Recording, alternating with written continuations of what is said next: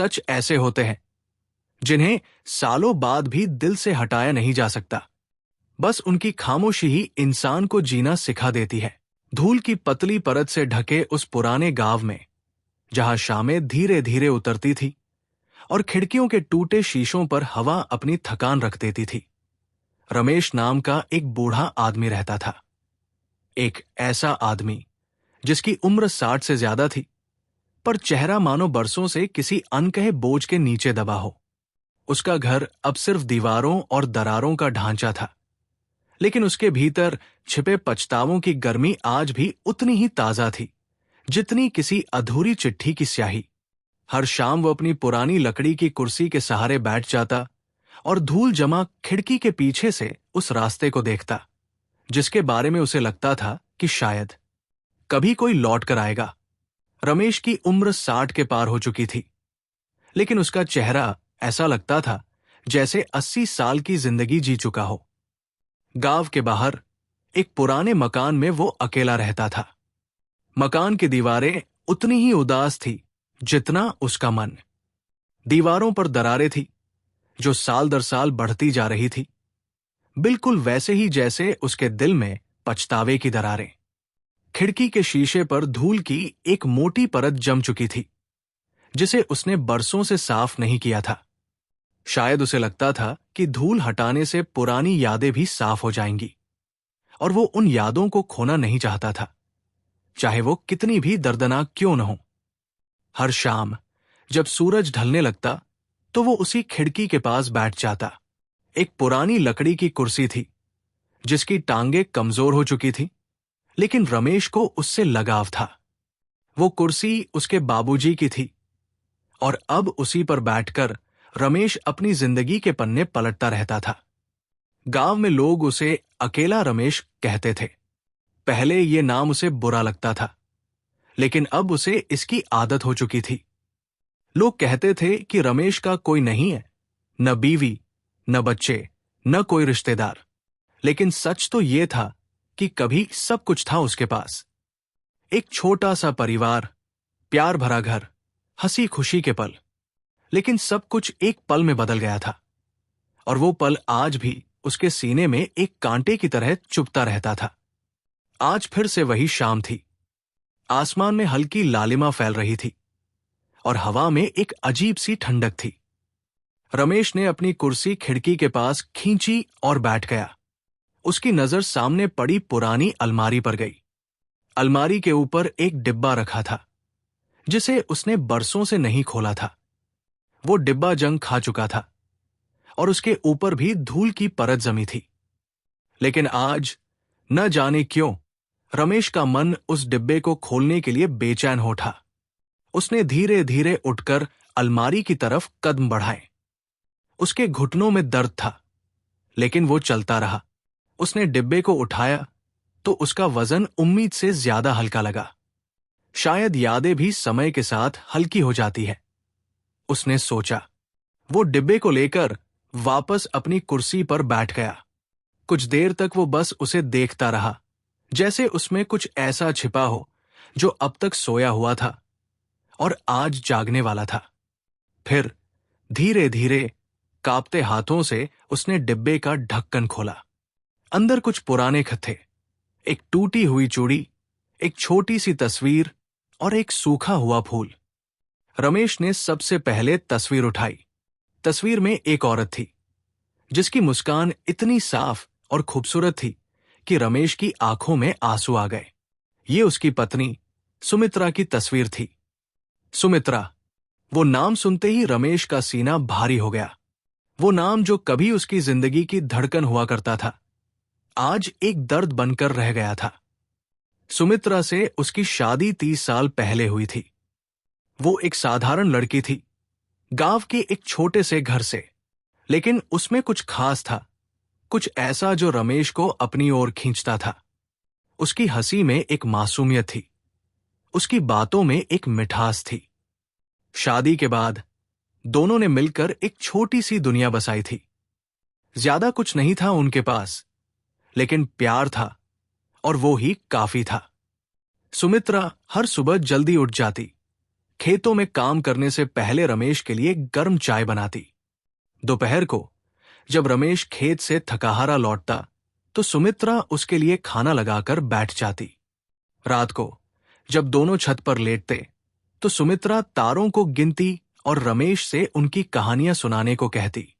रमेश कोई खास कहानीकार नहीं था, लेकिन सुमित्रा के लिए उसकी हर बात एक कहानी थी। वो दिन कितने खूबसूरत थे, रमेश ने सोचा।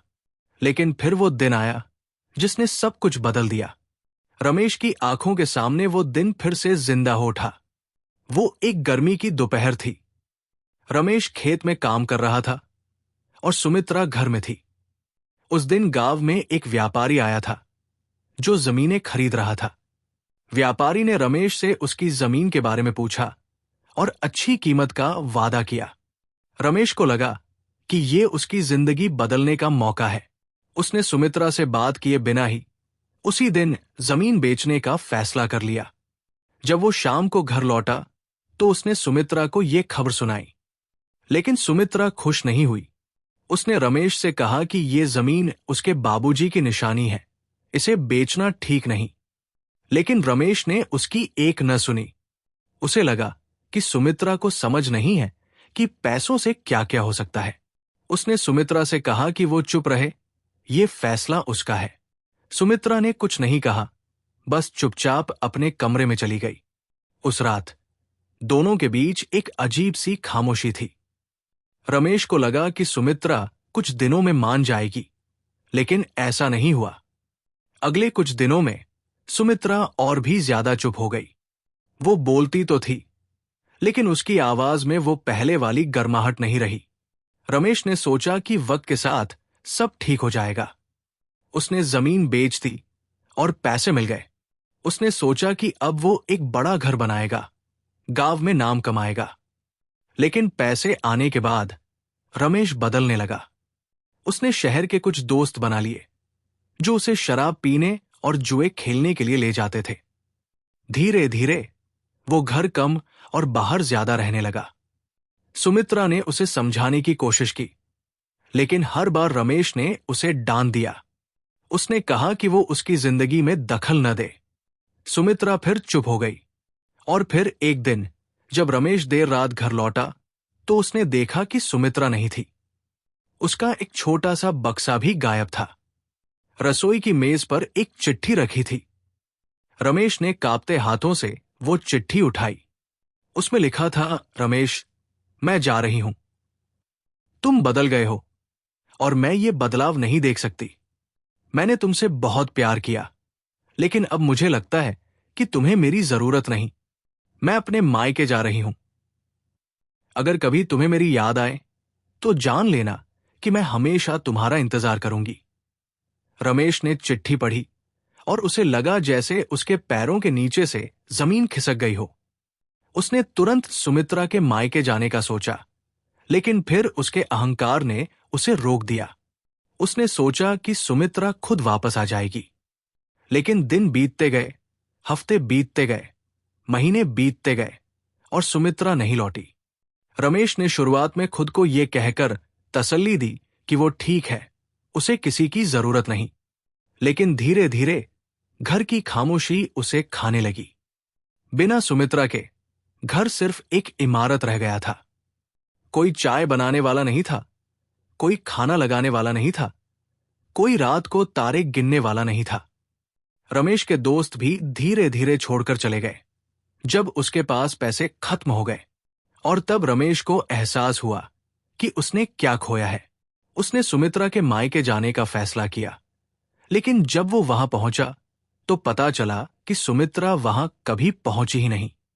उसके मां बाप ने कहा कि उन्होंने महीनों से सुमित्रा को नहीं देखा। रमेश का दिल बैठ गया। उसने पूरे गांव में, आसपास के शहरों में सुमित्रा को ढूंढा, लेकिन कोई पता नहीं चला। कुछ लोगों ने कहा कि उन्होंने एक औरत को नदी किनारे जाते देखा था, लेकिन कोई पक्की बात नहीं थी। महीनों की खोज के बाद रमेश हार गया। उसे लगा कि सुमित्रा हमेशा के लिए चली गई। और उस दिन के बाद से रमेश अकेला हो गया। लोगों ने उसे अकेला रमेश कहना शुरू कर दिया और वो नाम उसकी पहचान बन गया। आज 30 साल बाद रमेश उसी डिब्बे को खोल रहा था जिसमें सुमित्रा की यादें कैद थी। उसने तस्वीर को अपने सीने से लगाया और आंसू बहने लगे। वो आंसू जो बरसों से रुके हुए थे आज टूट पड़े। उसने डिब्बे से एक खत निकाला।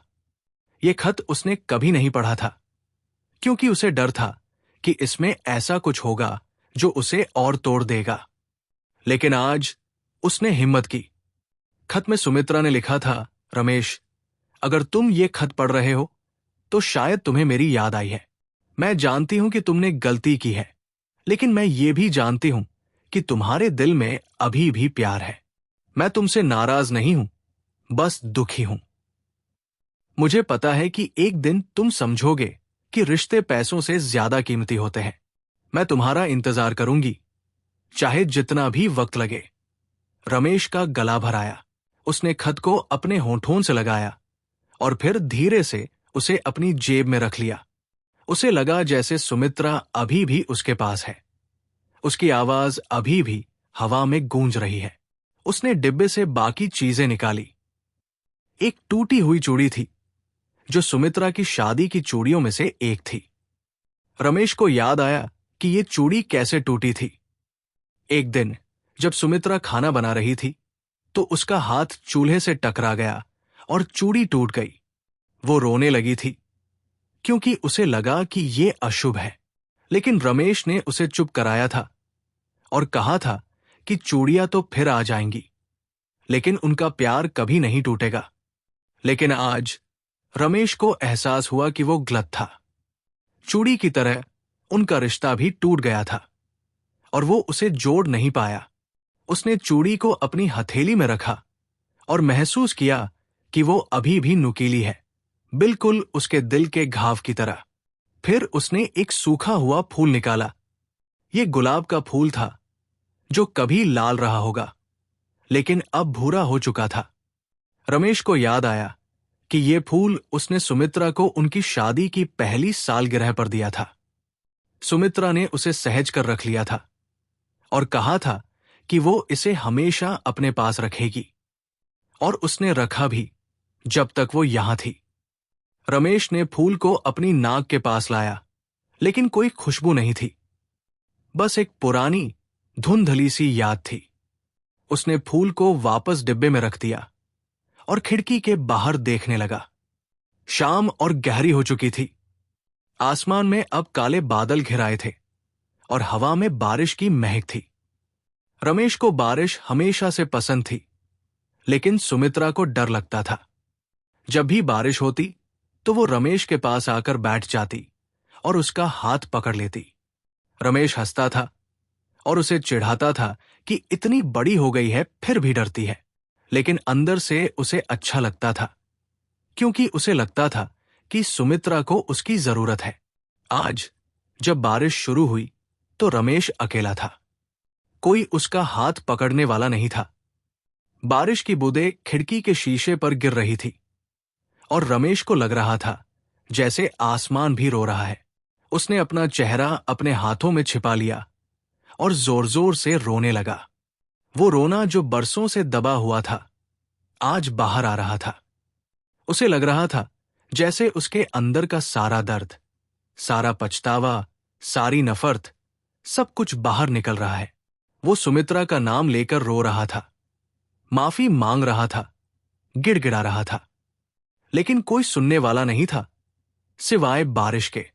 कुछ देर बाद जब रमेश का रोना थमा तो उसने अपना चेहरा पोंछा और फिर से खिड़की के बाहर देखा। बारिश अब धीमी हो चुकी थी और आसमान में एक हल्की सी रोशनी दिखाई दे रही थी। रमेश ने सोचा कि शायद ये चांद की रोशनी है, लेकिन जब उसने ध्यान से देखा तो उसे एहसास हुआ कि ये कोई और चीज है। ये रोशनी गांव के पुराने मंदिर की तरफ से आ रही थी, जहां रमेश बरसों से नहीं गया था। वो मंदिर जहां उसकी और सुमित्रा की शादी हुई थी। रमेश को न जाने क्यों अचानक उस मंदिर जाने की इच्छा हुई।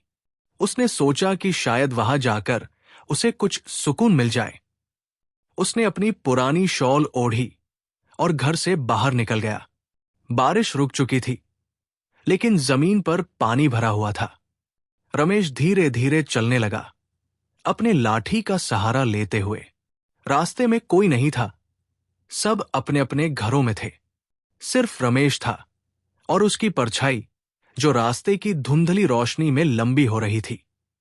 जैसे जैसे वो मंदिर के करीब पहुंचा, वैसे वैसे उसके कदम धीमे होते गए। मंदिर पहले से भी ज्यादा पुराना और जर्जर दिख रहा था। दीवारों पर काई जम चुकी थी और घंटियां सालों से नहीं बजी थी, लेकिन फिर भी उस जगह में एक अजीब सी शांति थी। रमेश ने मंदिर के अंदर कदम रखा। अंदर अंधेरा था, सिर्फ एक छोटा सा दिया जल रहा था, जो शायद किसी ने आज ही जलाया था। रमेश ने सोचा कि आज भी कोई तो है जो यहां आता है। उसने दिए के पास जाकर अपने घुटनों के बल बैठ गया और अपने हाथ जोड़ लिए। उसने कोई मंत्र नहीं पढ़ा, कोई प्रार्थना नहीं की, बस चुपचाप बैठा रहा। उसे लग रहा था जैसे इस खामोशी में कुछ कहा जा रहा है, कुछ सुना जा रहा है। तभी उसे पीछे से किसी के पैरों की आहट सुनाई दी। रमेश ने पलटकर देखा और उसका दिल धक से रह गया। वहां एक बूढ़ी औरत खड़ी थी, जिसके चेहरे पर एक घूंघट था। वो धीरे धीरे रमेश की तरफ आई और उसके पास बैठ गई।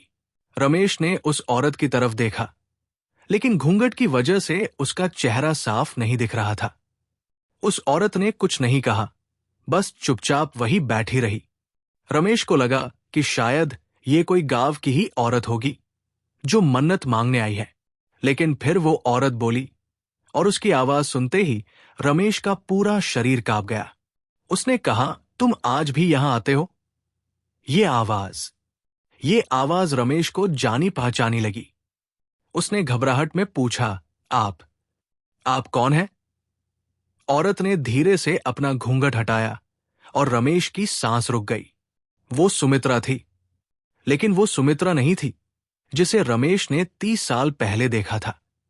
उसके चेहरे पर झुर्रियां पड़ चुकी थी, उसके बाल सफेद हो चुके थे और उसकी आंखों में वो चमक नहीं रही जो कभी हुआ करती थी।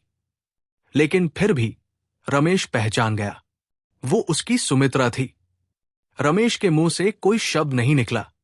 वो बस उसे देखता रहा, जैसे यकीन नहीं हो रहा हो कि ये सच है। सुमित्रा ने एक धीमी सी मुस्कान दी और कहा, तुम मुझे पहचान नहीं पाए, रमेश? रमेश की आवाज कांप रही थी। उसने कहा, सुमित्रा, तुम कहाँ थी इतने सालों से? मैंने तुम्हें हर जगह ढूंढा, तुम्हारे मायके गया, पूरे गांव में पूछा, लेकिन कोई पता नहीं चला। मुझे लगा कि तुम।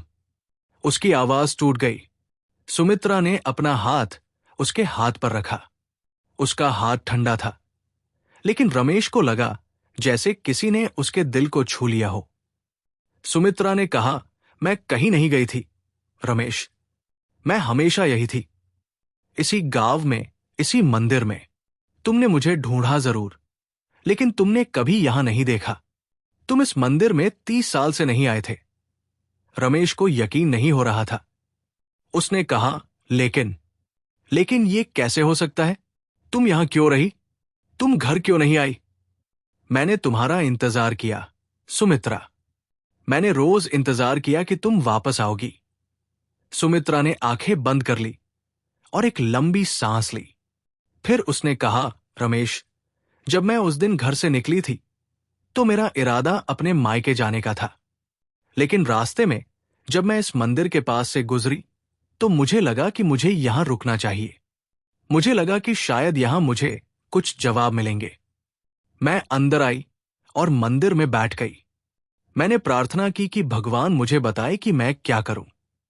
और तभी मुझे एहसास हुआ कि मैं थक चुकी हूं।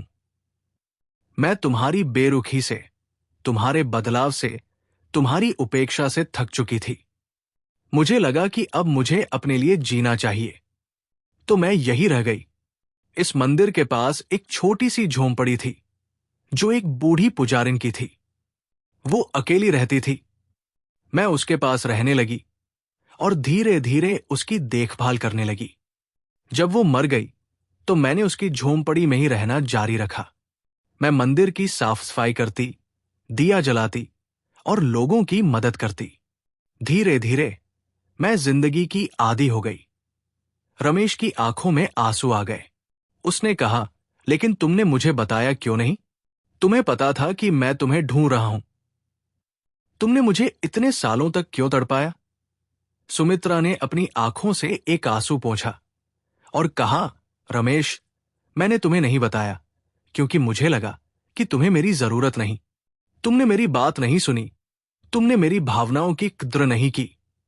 मुझे लगा कि अगर मैं तुम्हारे पास वापस गई तो फिर से वही सब होगा और मैं वो दर्द फिर से नहीं झेलना चाहती थी। लेकिन ये मत समझना कि मैंने तुम्हें भुला दिया था। हर रोज जब मैं यहां दिया जलाती तो तुम्हारे लिए प्रार्थना करती। हर रात जब मैं सोती तो तुम्हारे सपने देखती। मैंने तुम्हें कभी नहीं भुलाया, रमेश, लेकिन मैंने खुद को तुम्हारी यादों में खोने से रोका। रमेश का सिर झुक गया। उसे लग रहा था जैसे उसके अंदर का सारा अहंकार, सारा गुरूर, सब कुछ टूट गया है। उसने कहा, मैं बहुत बुरा इंसान था, सुमित्रा। मैंने तुम्हारे साथ गलत किया। मैंने तुम्हारी भावनाओं को नजरअंदाज किया, तुम्हारे प्यार की कद्र नहीं की। मैंने सोचा कि पैसे से सब कुछ मिल जाएगा, लेकिन मैं गलत था। मैंने सब कुछ खो दिया तुम्हें, अपनी खुशियां, अपनी शांति। मैं 30 सालों से अकेला हूं और हर दिन मुझे तुम्हारी याद सताती है। मुझे माफ कर दो, सुमित्रा। अगर हो सके तो मुझे माफ कर दो। सुमित्रा ने रमेश के हाथ को अपने दोनों हाथों में ले लिया। उसने कहा, रमेश, मैं तुम्हें बहुत पहले ही माफ कर चुकी थी। गुस्सा और नफरत बहुत भारी होते हैं और मैं इतने बोझ के साथ नहीं जी सकती थी। मैंने तुम्हें माफ किया ताकि मैं खुद को माफ कर सकूं, लेकिन ये नहीं कहती कि जो हुआ वो भूल गई।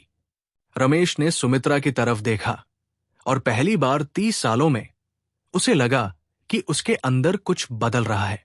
वो भारीपन जो उसके सीने में बरसों से जमा था, धीरे धीरे हल्का हो रहा था। उसने कहा, सुमित्रा, अब हम दोनों बूढ़े हो गए हैं। हमारे पास ज्यादा वक्त नहीं बचा।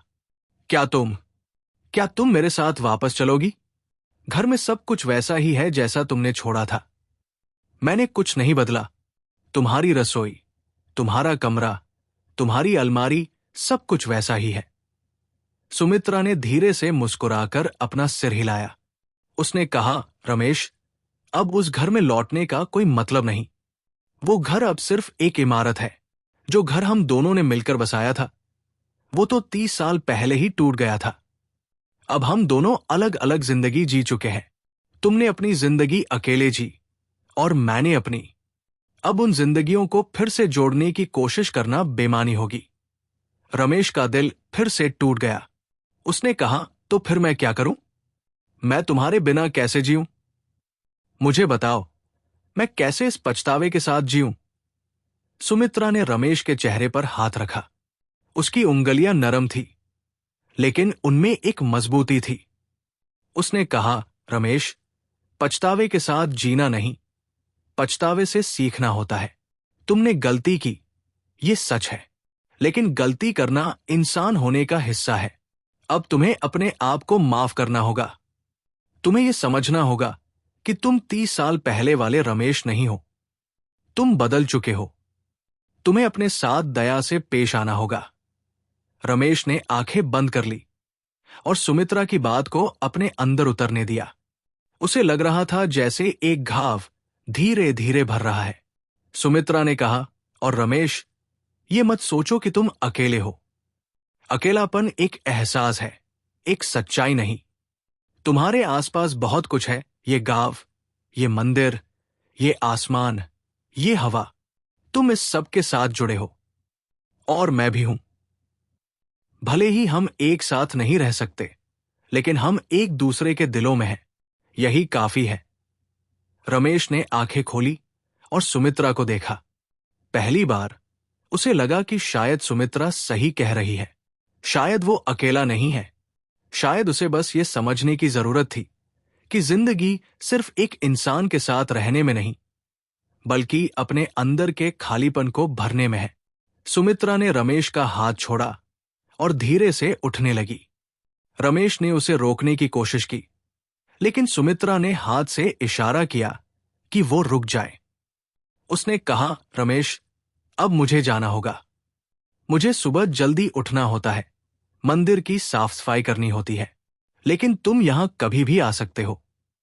अगर तुम्हें मुझसे बात करनी हो तो बस यहां आ जाना, मैं हमेशा यही हूं।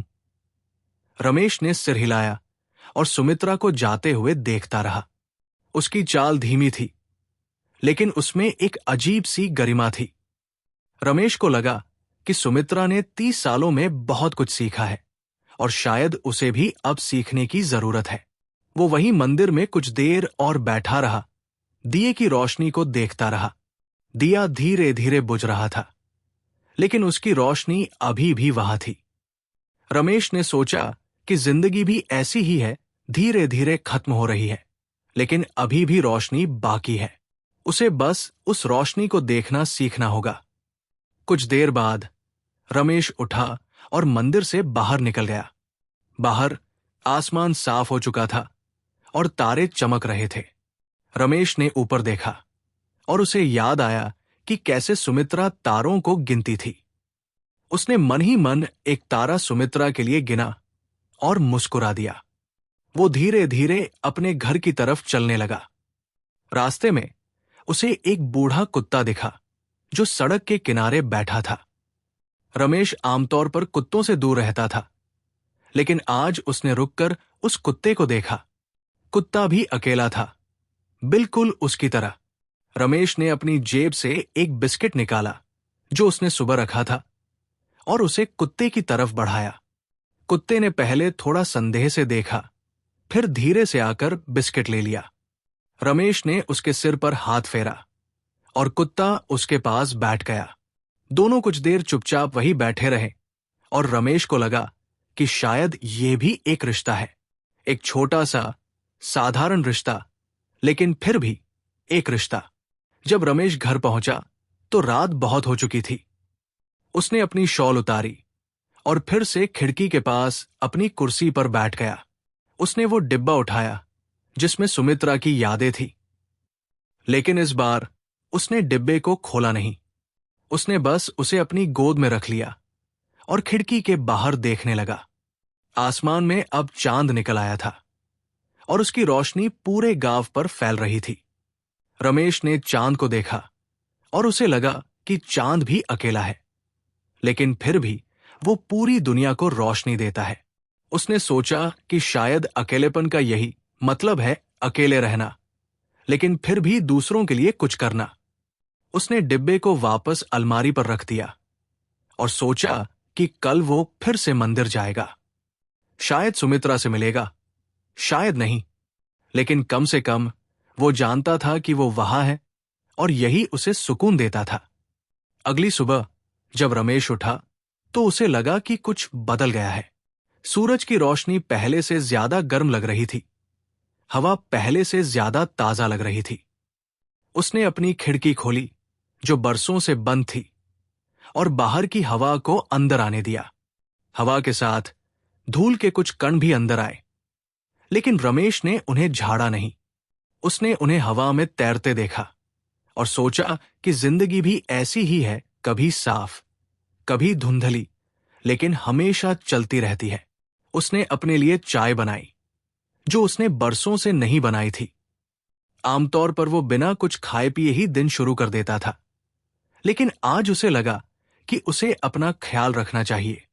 चाय की खुशबू ने पूरे घर को भर दिया और रमेश को लगा कि ये घर फिर से जिंदा हो रहा है। उसने चाय पी और फिर तैयार होकर बाहर निकल गया। आज उसका इरादा गांव में घूमने का था, जो उसने बरसों से नहीं किया था। वो आमतौर पर सिर्फ जरूरत पड़ने पर ही बाहर निकलता था, लेकिन आज वो बस घूमना चाहता था। जैसे ही वो गली में निकला, उसे कुछ बच्चे खेलते दिखे। बच्चों ने उसे देखा और पहले थोड़ा डर गए, क्योंकि वो रमेश को बूढ़ा भूत कहते थे। लेकिन आज रमेश ने उन्हें देखकर मुस्कुराया। बच्चे चौंक गए, क्योंकि उन्होंने रमेश को कभी मुस्कुराते नहीं देखा था। एक छोटी सी लड़की जो गेंद से खेल रही थी। उसकी गेंद रमेश के पैरों के पास आ गई। रमेश ने गेंद उठाई और उसे लड़की की तरफ बढ़ाया। लड़की ने डरते डरते गेंद ली और कहा, धन्यवाद दादाजी। रमेश को यह सुनकर अच्छा लगा। बरसों में किसी ने उसे दादाजी नहीं कहा था। उसने लड़की के सिर पर हाथ फेरा और आगे बढ़ गया। आगे जाकर उसे गांव का पुराना कुआं दिखा। कुआं अब सूख चुका था और उसके चारों तरफ झाड़ियां उगाई थी। लेकिन रमेश को याद आया कि कैसे वो और सुमित्रा यहां आकर पानी भरते थे। सुमित्रा हमेशा मटका लेकर आती और रमेश उसे पानी भरने में मदद करता। कभी कभी जब कोई नहीं होता तो दोनों वहीं बैठकर बातें करते और हंसते। रमेश ने कुएं के किनारे बैठकर उसमें झांका। अंदर सिर्फ अंधेरा था, लेकिन रमेश को लगा कि वो अंधेरा भी कुछ कह रहा है। वो कह रहा है कि चीजें बदल जाती है, लेकिन उनकी यादें हमेशा रहती है। रमेश वहां से उठा और मंदिर की तरफ चल दिया। जब वो मंदिर पहुंचा तो उसने देखा कि सुमित्रा वहां झाड़ू लगा रही थी। उसने रमेश को देखा और हल्का सा मुस्कुराई। रमेश भी मुस्कुराया और अंदर चला गया। उसने कहा, क्या मैं तुम्हारी मदद कर सकता हूं? सुमित्रा ने थोड़ा चौंक कर कहा, तुम मदद करना चाहते हो? रमेश ने सिर हिलाया। सुमित्रा ने उसे एक और झाड़ू दिया और दोनों ने मिलकर मंदिर की सफाई करनी शुरू कर दी। वो चुपचाप काम करते रहे, कोई बोला नहीं, लेकिन उनके बीच एक अजीब सी समझदारी थी। जब सफाई हो गई तो सुमित्रा ने कहा, धन्यवाद रमेश, तुमने आज बहुत मदद की।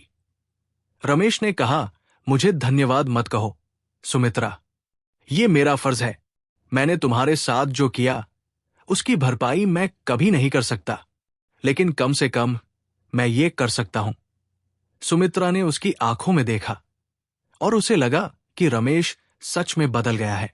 उसने कहा, रमेश, भरपाई करने की जरूरत नहीं है, बस आगे बढ़ो और एक अच्छा इंसान बनो, यही काफी है।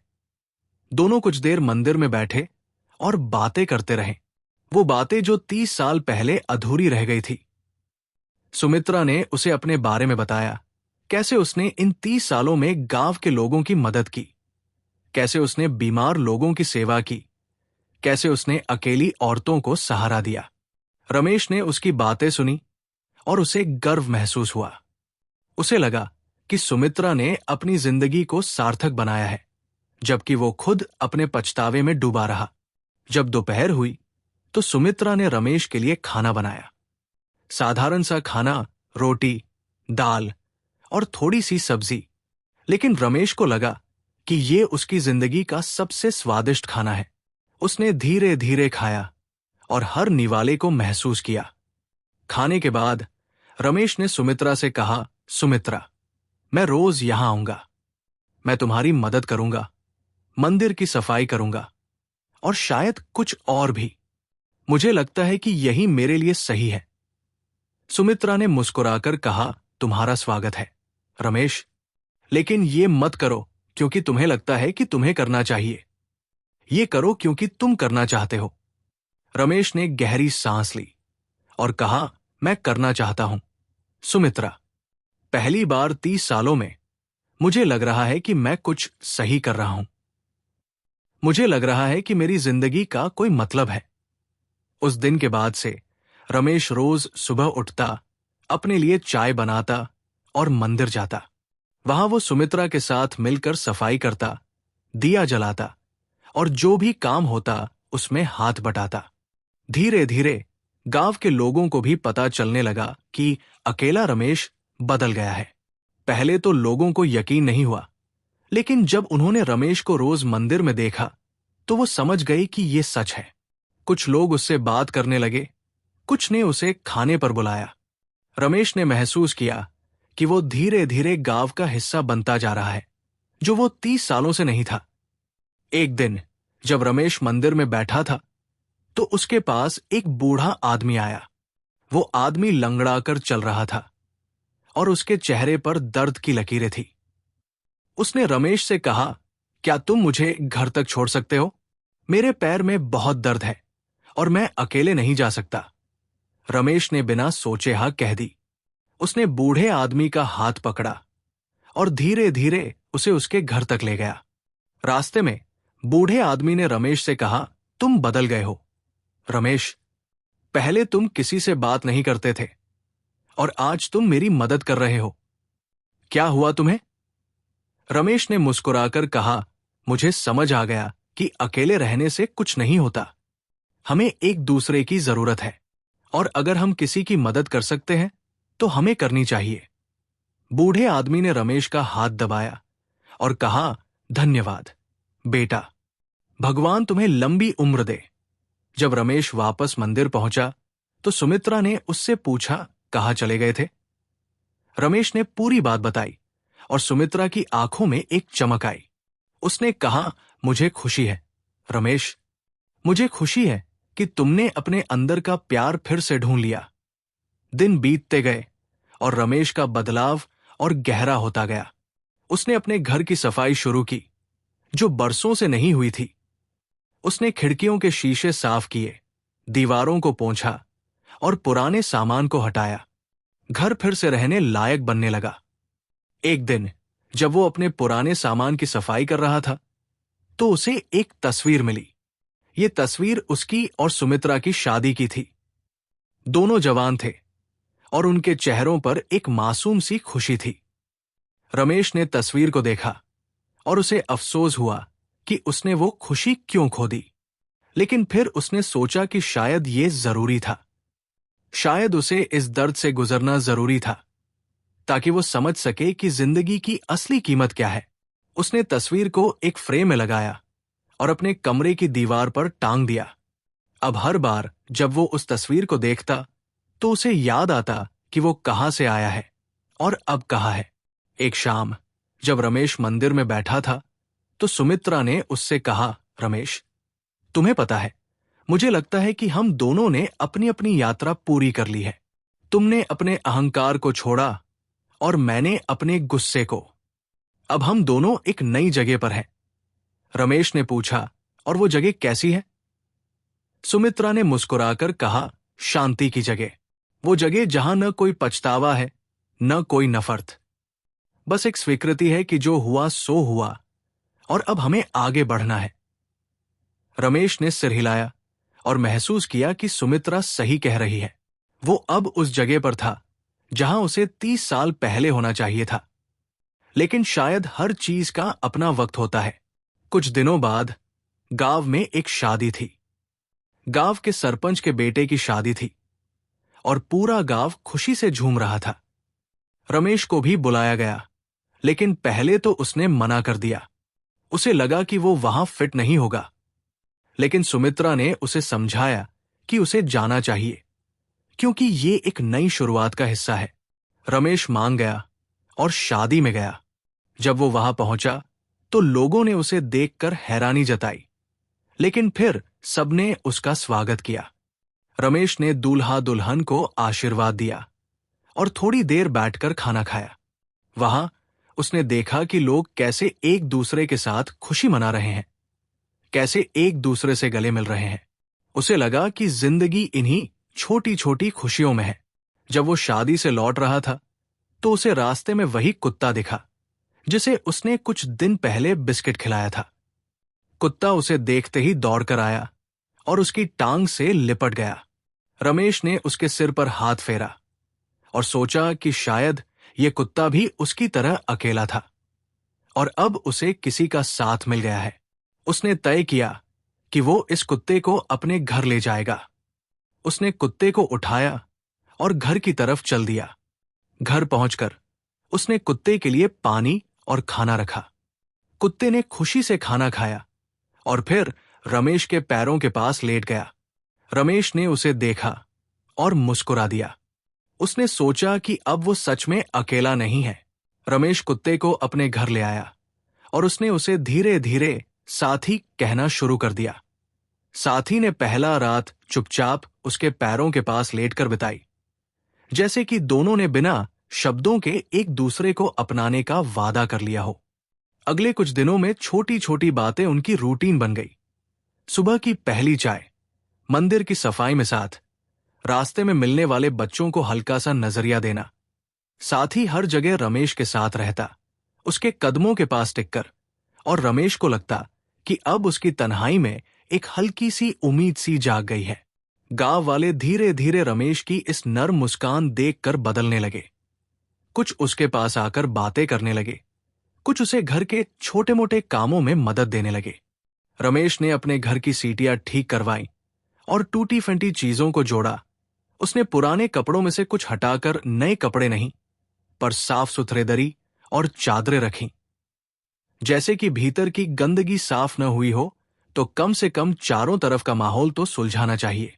हर शाम वो मंदिर जाता और सुमित्रा के साथ बैठकर चुपचाप घंटियां बजाता, कभी कभी बस हाथ पकड़े रहकर। बोलने की जरूरत कम पड़ती, समझदारी ज्यादा काम आती। एक दिन गांव के पास एक छोटा सा बचपन का तालाब साफ करने का काम था और रमेश ने भी हिस्सा लिया। उसने मिट्टी हटी, कचरा उठाया और हर एक कदम पर उसे लगा कि जैसे वो अपने टूटे हुए भागों को फिर से जोड़ रहा है। जहां कभी उसकी चाल में रोष था, वहां अब धीरज था। जहां पहले उसके चेहरे पर कड़वाहट थी, वहां अब एक धीमी मुस्कान थी जो अचानक किसी को दिख जाती। और साथ ही हमेशा वही था, कभी उसके घुटनों पर सिर रखकर, कभी उसके जूते के पास बैठकर। एक छोटा सच्चा रिश्ता जो रोज रोज नई तरह से उसे सिखाता कि रखना और निभाना आसान नहीं, पर जरूरी है। धीरे धीरे रमेश ने महसूस किया कि बचपन की कुछ चीजें, जैसे किसी के लिए खाना बांटना, किसी का हाथ थाम लेना, वे भी प्यार की तरह भरते हैं। वे छोटे छोटे रिश्ते जो किसी बड़े इरादे के बिना बनते हैं, अब उसकी जिंदगी की लौ बने हुए थे। समय अपनी धीमी चाल में चलता रहा और दिनों में रुत बदलती रही। सर्दियों की मधुर ठंड और बसंत की धीमी गर्माहट दोनों ने रमेश के चेहरे पर रेखाएं छोड़ दी। पर उसकी आंखों में एक शांति आ चुकी थी जो पहले कभी नहीं थी। वो अब रोजाना मंदिर जाता, लोगों की छोटी छोटी मदद करता, साथ ही कभी खेतों के किनारे एक पेड़ के नीचे बैठकर पुराने पत्रों को धीरे धीरे पढ़ लेता। न इस उम्मीद से कि कुछ बदल जाएगा, बल्कि इस मान्यता से कि यादें अब उसके हिस्से हैं। उनके साथ रहना भी एक तरह की नई जिम्मेदारी है। एक सुबह जब धूप बहुत नरम थी और हवा में हल्की खुशबू थी, सुमित्रा ने रमेश से कहा कि जीवन ने उन्हें अलग अलग रास्तों पर चलना सिखाया, पर अब वो दोनों एक ही किनारे पर खड़े हैं। न वो पुराना घर फिर से वही बन सकता था, न वे वही लोग, पर जो समझौता उन्होंने किया था वो सुकून दे रहा था। उन्होंने मिलकर मंदिर के पास एक छोटा सा पौधा लगाया, एक नीम का पौधा, और उसे पानी देना, उसकी देखभाल करना उनके लिए रोज की पूजा बन गया। हर बार जब वे मिलकर मिट्टी दबाते तो ऐसा लगता कि वे अपने अपने टूटे हुए हिस्सों को धीरे धीरे जोड़ रहे हैं। गांव वालों ने देखा कि कैसे दो बूढ़े हाथ एक बार जब भी भूल गए प्रेम की यादों से झटके, अब दूसरों के लिए आराम की जगह बन गए हैं। बच्चे उन दोनों को देखकर सीखते कि माफी और सेवा में भी शांति है। एक शाम जब चांद गोल था, रमेश खिड़की पर बैठा डिब्बे को देख रहा था और उसने महसूस किया कि अब उस डिब्बे में रखी चीजें शब्दों से भी आगे हैं। वे उसकी सुलझी हुई यादें थी जिनके साथ वो अब जी रहा था, बिना किसी भारी बोझ के। उसने सुमित्रा की तस्वीर को निहारते हुए हल्की सी मुस्कान दी और मन ही मन कहा, मैंने सीखा कि पछतावे को रखकर जीना नहीं, उसे छोड़कर जीना है। और उस रात जैसे कि कोई पुरानी भूल को आखिरकार माफ कर दिया गया हो, उसके दिल में एक शांति आई जो इतनी गहरी थी कि उससे पहले कभी महसूस नहीं हुई थी। अगर इस कहानी ने आपके दिल को थोड़ा भी छुआ हो तो बस चुपचाप इसे अपने तक ही रखें, यही काफी है। धन्यवाद कि आप साथ रहें और अब धीरे धीरे आंखें बंद कीजिए, क्योंकि कभी कभी सबसे बड़ी दुआ बस शांति में चौड़ी हुई सांस होती है। धीरे से कहा गया सच जो दिल के अंदर चुपके से बैठकर मुस्कुरा दे। रात की शांति से उठते सूरज की पहली किरणों तक रमेश का दिन नया परंतु आसान नहीं था। फिर भी अब हर काम में एक मध्यम समझदारी थी, जैसे किसी ने धीरे धीरे उसकी पुरानी घड़ियों की सुइयों को ठीक कर दिया हो। सुबह की चाय की खुशबू अब उसकी एक छोटी सी पूजा बन गई थी, और साथ ही कुत्ता उसके पैरों के पास बैठकर हर सांस का गवाह बनता। गांव के रास्ते पर जब वो चलता तो लोग अब उसे देखकर मुस्कुरा देते। कुछ लोग उसके लिए काम का आग्रह लेकर आते, कुछ बस हाथ हिलाकर गुजर जाते, और उन सभी मुस्कानों में रमेश को ये एहसास होता कि उसका छोटा सा बदलाव बाकी लोगों के लिए भी कोई उम्मीद बन गया है। मंदिर में सुमित्रा के साथ वो रोज आता, पर अब उनका साथ किसी दावे जैसा नहीं रहा। वे चुपचाप मिलते, झाड़ू बांधते, और कभी कभी बस पास पास बैठकर उन दिनों की चीजों पर हंस लेते जो कभी बहुत भारी थी। एक दिन गांव के बच्चों ने मिलकर मंदिर के पिछवाड़े में एक छोटी सी चाय रखी। वो आमंत्रित था, और जब उसने बच्चों के बीच बैठकर चाय पी तो उसके पास बैठी एक नन्ही लड़की ने उसकी दाढ़ी पर हाथ फेरकर कहा, दादाजी, आप हमेशा ऐसे ही मुस्कुराते रहिए। उस सरल शब्द ने रमेश के भीतर एक आंचल सी गर्मी फैला दी। उसने महसूस किया कि अब उसकी मुस्कुराहट किसी के लिए राहत बन रही है। समय के साथ नीम का पौधा बड़ा हुआ, और हर बार जब वो पानी देता तो उसे ऐसा लगता कि वो अपनी नई जिम्मेदारियों में कुछ बीज लगा रहा है। छोटी छोटी आदतें, छोटे छोटे रिश्ते, और हर एक में एक नई खोज। एक शाम जब बादल हल्के से छंट रहे थे और हवा में मिट्टी की गंध थी, सुमित्रा ने हाथ पकड़कर कहा कि वे दोनों अब एक तरह की शांति में चल रहे हैं।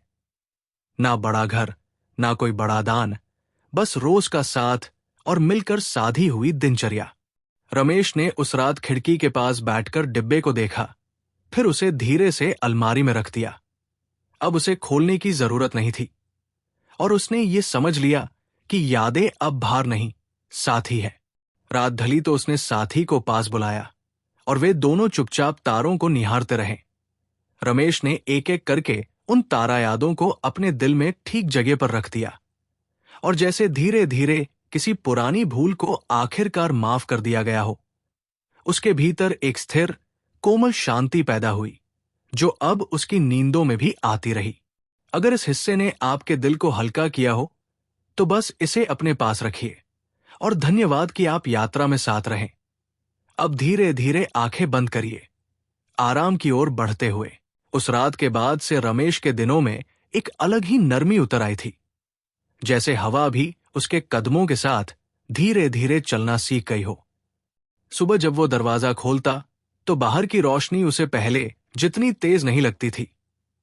अब उसमें एक शांत, हल्का सा स्पर्श था, जैसे किसी ने उसके कंधे पर हाथ रखकर कहा हो, अब सब ठीक है।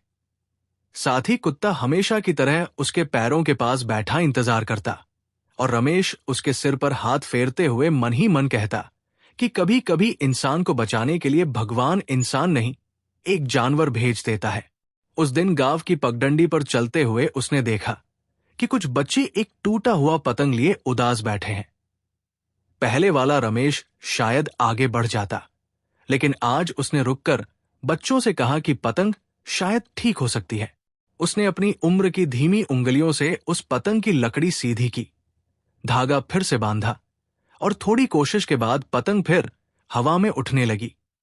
बच्चों की खुशी देखकर रमेश के चेहरे पर भी वही मासूम मुस्कान लौट आई जो कभी सुमित्रा को सबसे ज्यादा पसंद थी। जब वो मंदिर पहुंचा तो उसने देखा कि सुमित्रा दिया जला रही थी, लेकिन आज उसके चेहरे पर एक अलग ही सुकून था, जैसे भीतर का बोझ भी हल्का हुआ हो। उसने रमेश को देखकर कहा, तुम्हारे अंदर की रोशनी लौट रही है।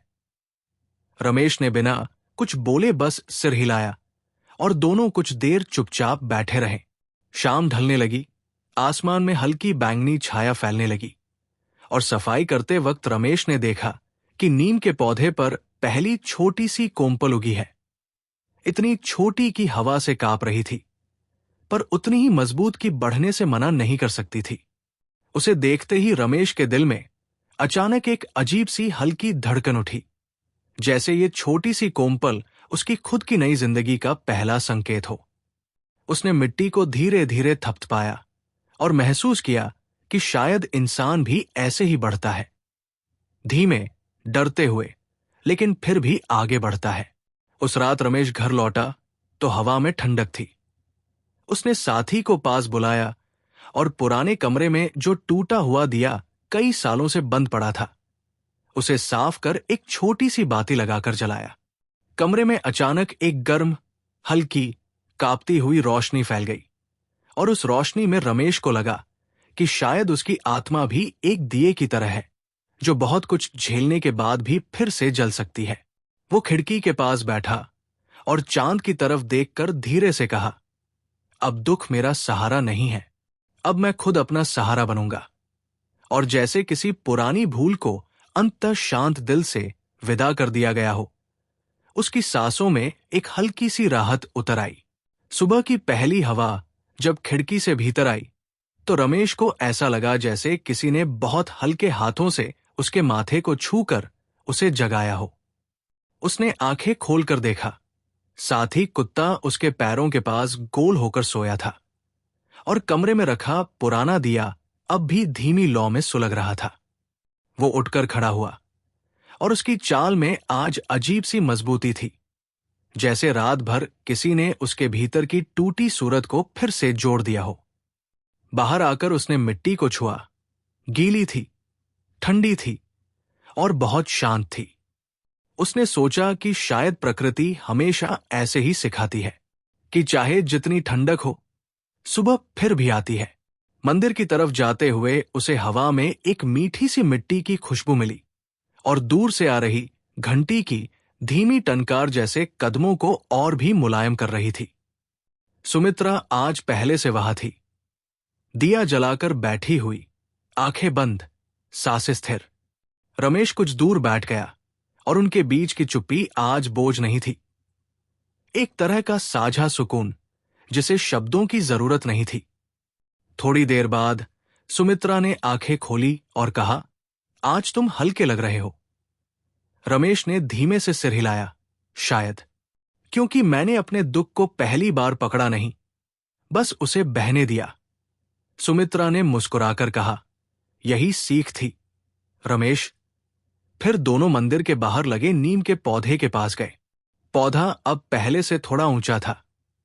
उसकी छोटी सी शाखा हवा से थरथरा रही थी। रमेश ने उसे सहलाते हुए कहा, मैं चाहता हूं ये पौधा मेरी तरह कभी अकेला न रहे। सुमित्रा ने उसकी आंखों में देखकर धीरे से जवाब दिया, अकेलापन इंसान से नहीं बनता रमेश। अकेलापन तब बनता है जब इंसान खुद को दुनिया से दूर कर ले। तुमने अब वो दीवारें गिरा दी है। उसी वक्त गांव का एक लड़का दौड़ता हुआ आया, हाथ में एक टूटा हुआ मटका, चेहरे पर परेशानी।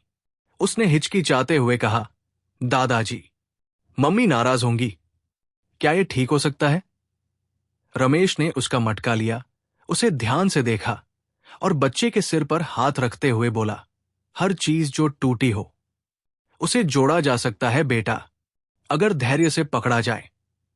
सुमित्रा ने यह सुनकर रमेश को देखा और उसे ऐसा लगा जैसे 30 साल का बोझ सचमुच पीछे छूट गया हो। शाम ढली और मंदिर की सीढ़ियों पर बैठकर रमेश ने धीरे से कहा, मुझे लगता है अब मैं सच में वापस आ गया हूं। सुमित्रा ने उसी शांत लहजे में जवाब दिया, कोई वापस नहीं आता रमेश, लोग नए होकर लौटते हैं और तुम अब नए हो। उस रात जब रमेश घर लौटा तो उसने अपने कमरे का दरवाजा खोला और पहली बार महसूस किया कि ये जगह अब वीरान नहीं लग रही, ये एक घर जैसी लग रही थी। साथ ही उसके पास आकर लेट गया और खिड़की से आती हवा में नीम की पत्तियों की बहुत हल्की गंध थी, जैसे दूर कहीं कोई पुराना घाव आखिरकार धीरे धीरे भर रहा हो और जैसे किसी पुरानी भूल को अंततः माफ कर दिया गया हो। रमेश के चेहरे पर एक हल्की मुस्कान उतर आई, न धीमी न तेज, बस उतनी जितनी एक शांत रात को चाहिए होती है। अगली सुबह जब रमेश नीम के पेड़ के पास पहुंचा तो उसे लगा कि आज की हवा कुछ अलग है, जैसे उसमें किसी दूर की मधुर स्मृति की हल्की सी गूंज छिपी हो। पत्तियों पर ओस जमी थी और उनकी चमक में उसे वही मासूमियत दिखाई दी जो बरसों पहले सुमित्रा की मुस्कानों में हुआ करती थी। साथ ही कुत्ता उसके पीछे पीछे आया और उसके पंजों की धीमी आवाज उस शांत सुबह में किसी पुरानी लोरी की तरह घुलने लगी। रमेश ने पौधे के पास बैठते हुए अपनी हथेली मिट्टी पर रखी। मिट्टी गर्म थी, जैसे किसी ने उसकी हथेलियों में चुपचाप भरोसा रख दिया हो। मंदिर जाते हुए रास्ते में उसने देखा कि गांव की एक बुजुर्ग औरत पानी भरते भरते थककर बैठ गई है। रमेश बिना सोचे उसके पास गया, उसका मटका उठाया और कहा, आओ, मैं ले चलता हूं। औरत ने कांपती मुस्कान से उसे देखा।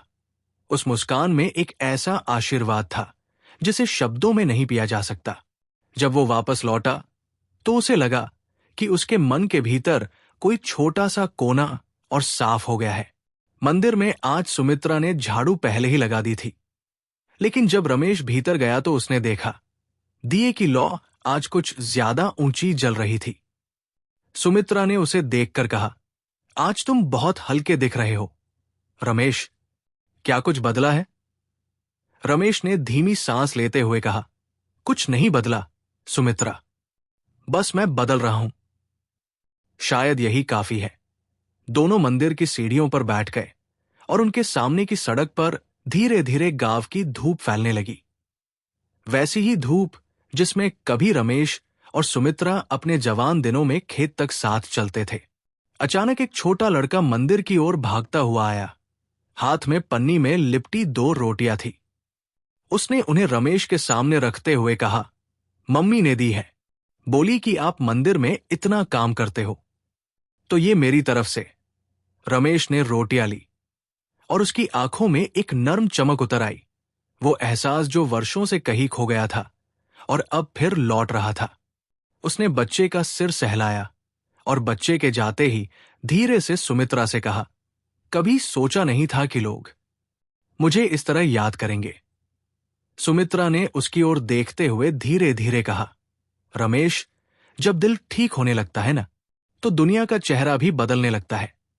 शाम ढली तो रमेश ने खिड़की के पास अपनी पुरानी कुर्सी पर बैठकर दूर आसमान को देखा। आसमान आज बिल्कुल साफ था और तारे एक एक करके जैसे उस पर उतरते जा रहे थे।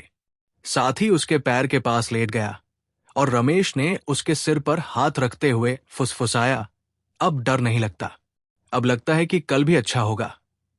दिए की लौ खिड़की के पास हल्के से थरथरा रही थी और उस छोटे से कंपन में रमेश को अपनी पूरी जिंदगी का सच दिखाई दिया कि इंसान टूटता है, बिखरता है, फिर किसी छोटे से स्पर्श से उठकर फिर से जुड़ने लगता है और जैसे किसी पुरानी भूल को आखिरकार बहुत नरमी से भुला दिया गया हो। उसके मन में एक अतल, गहरी, शांत रोशनी जन्म लेती चली गई। उस सुबह गांव की हवा में एक अनकही सी मिठास थी, जैसे किसी ने रात भर आसमान के कोनों में शांति को हल्के से सजा दिया हो। रमेश नीम के पेड़ के पास पहुंचा तो उसने देखा पौधे की सबसे ऊपर वाली कोमपल आज बिल्कुल नई थी, बिल्कुल ताजा, और सूरज की हल्की किरण में ऐसे चमक रही थी जैसे किसी छोटे दिल ने पहली बार धड़कना सीखा हो। उसने मिट्टी को छुआ और उसे लगा जैसे धरती ने उसके अंदर की थकान खींच ली हो। साथ ही उसके चारों तरफ घूमता रहा, पूंछ हिलाता रहा, जैसे उस छोटी सी कोमपल की खुशी को समझ गया हो।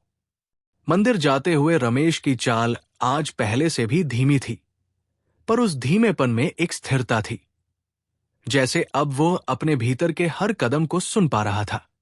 मंदिर के पास पहुंचते ही उसने देखा कि सुमित्रा दिए में नई बाती लगा रही थी।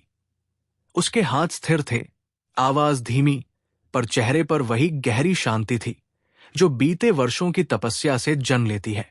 रमेश उसके पास बैठा और दोनों कुछ देर बस उस छोटी लौ को देखते रहे, जो हवा से कांपता तो था पर बुझता नहीं था। फिर सुमित्रा ने बहुत धीमी आवाज में कहा, रमेश, हम दोनों ने लंबी यात्रा की है। अब लगता है कि रास्ते पूरे नहीं हुए, पर समझ में आ गए। रमेश ने उसकी ओर देखते हुए कहा, मैंने कभी सोचा नहीं था कि मैं इस उम्र में फिर से जीना सीखूंगा। तुमने सिखाया। सुमित्रा ने हल्की मुस्कान दी, वही मुस्कान जिसमें अब शिकायत नहीं, बस एक कोमल स्वीकार था।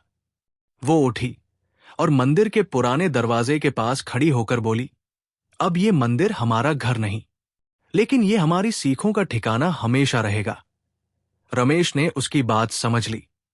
अब उसे सुमित्रा के सहारे की नहीं, बल्कि अपने भीतर उग आई रोशनी की जरूरत थी। वह दिए के पास गया। उसने अपनी उंगलियों से दिए की लौ को हल्का सा छुआ और उसके अंदर एक अजीब सी गर्मी उतरी, ऐसी कि उसकी आंखें नम हो गई। सुमित्रा धीरे धीरे बाहर चल दी। मंदिर की सीढ़ियों पर रुककर उसने पलटकर रमेश को देखा। उस नजर में विदाई नहीं थी, बस एक शांत भरोसा था कि अब वो ठीक है। रमेश ने सिर हिलाकर उस भरोसे को स्वीकार किया और साथ ही कुत्ते को पुकारते हुए मंदिर की सीढ़ियां उतरा। रास्ते में उसे लगा कि हवा हल्की है, सूरज गुनगुना है और मिट्टी उसकी कदमों की थकान को हर बार अपने अंदर समेट लेती है। घर पहुंचकर रमेश ने खिड़कियां खोली। सालों बाद खुली हुई रोशनी दीवारों पर ऐसे फैल गई जैसे किसी ने पुराने कमरे को नया जीवन दे दिया हो। उसने अलमारी खोली, उस पुराने डिब्बे को बाहर निकाला और बिना खोले ही उसे अपनी छाती से लगा लिया। अब उस डिब्बे में दर्द नहीं था, वो सिर्फ एक कहानी थी जिसे जी लिया गया था, समझ लिया गया था और आखिरकार छोड़ दिया गया था। शाम होने लगी, नीम के पत्तों पर सुनहरा रंग उतरने लगा और रमेश अपनी कुर्सी पर बैठकर धीरे से बोला, मैं अब अकेला नहीं हूं, मैं अब खुद से भरा हूं। साथ ही उसके पैरों के पास आकर लेट गया और रमेश ने गहरी सांस लेते हुए आंखें बंद कर ली। उस सांस में कोई बोझ नहीं था, बस हल्की सी गर्माहट, हल्की सी मिट्टी और बहुत शांत उम्मीद। और जैसे किसी पुरानी भूल को आखिरकार समय ने धीरे से, प्यार से और पूरी तरह माफ कर दिया हो। पूरी दुनिया उसके अंदर धड़कती हुई, शांत सी महसूस हुई। अगर इस अंतिम कड़ी ने आपके मन में कोई छोटी सी रोशनी जगा दी हो, तो बस उसे संभाल लीजिए। और धन्यवाद कि आप इस पूरी यात्रा में इतनी शांति से साथ चले। अगर इस कहानी ने आपकी सांसों में थोड़ा भी सुकून गिरा दिया हो, तो बस चुपचाप इसे अपने दिल के कोने में सहेज लीजिए। यही काफी है।